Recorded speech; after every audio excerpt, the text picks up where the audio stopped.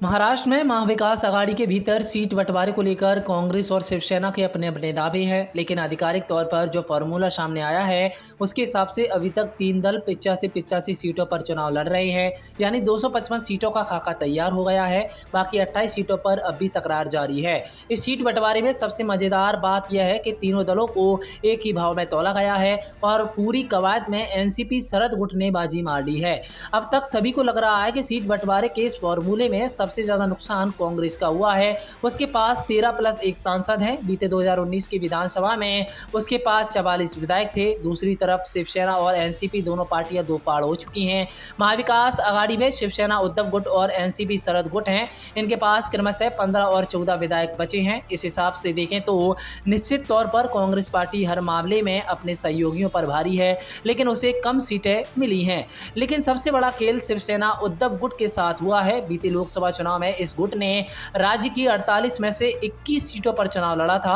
महाविकास आघाड़ी में इसके नेता उद्धव ठाकरे मुख्यमंत्री थे। वह सरकार के चेहरा थे। बीते 2019 की विधानसभा में जब शिवसेना एकीकृत थी तो भाजपा के साथ गठबंधन में उन्होंने 126 सीटों पर चुनाव लड़कर 56 पर जीत हासिल की थी। लोकसभा चुनाव के वक्त शिवसेना ठाकरे गुट अपने सहयोगियों को यह समझाने में कामयाब रही कि वह ही असली शिवसेना है। इसी आधार पर उसने 21 लोकसभा सीटों पर चुनाव लड़ा।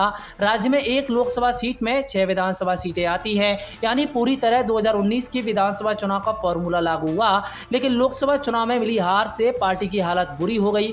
21 सीटों पर चुनाव लड़ने वाली शिवसेना उद्धव गुट केवल 9 सीटों पर जीत दर्ज कर पाई।